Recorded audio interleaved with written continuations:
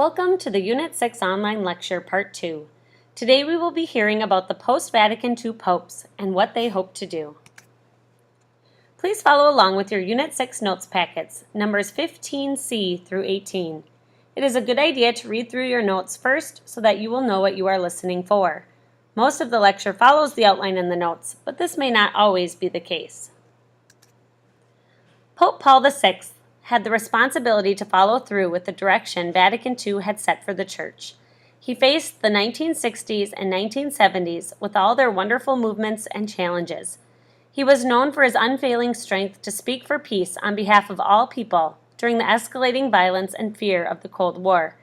He also wrote Humanae Vitae, a key encyclical defending the Church's teaching on human sexuality at a time when there arose many challenges to those teachings, and most of those challenges still exist today.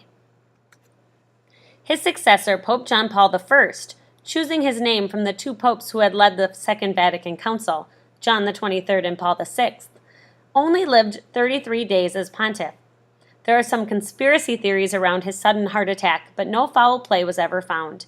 The cardinals did not expect to gather again so quickly, but this time they chose a young Polish cardinal, Karol Wojtyła, to serve as pope.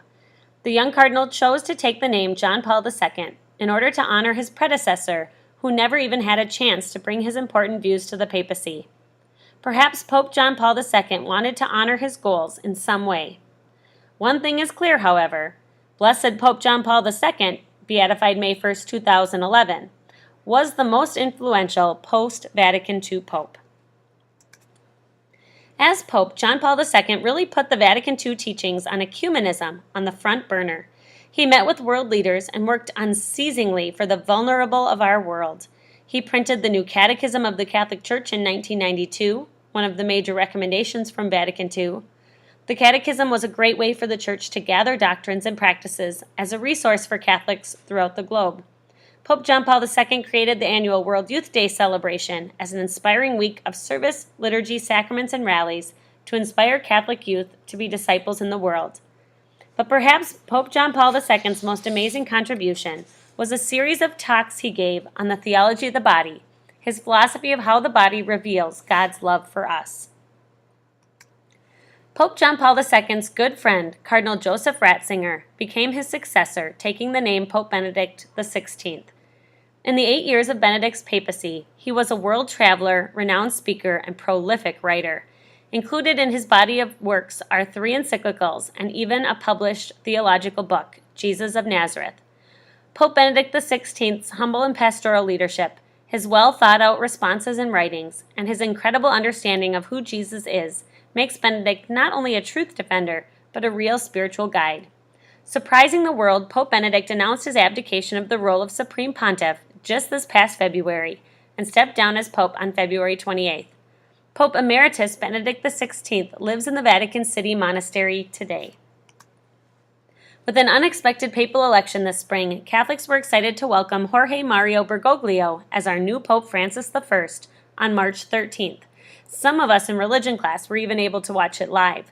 Pope Francis has incited much energy around his different approach to the papacy. He lives in the Vatican guest house instead of the papal palace, demonstrating his simplicity. He is unabashedly pro-life and pro-family, but also has a deep concern and heart for the poor. He is also the first pope from Argentina, the Americas, and the Southern Hemisphere itself, and he is the first Jesuit pope.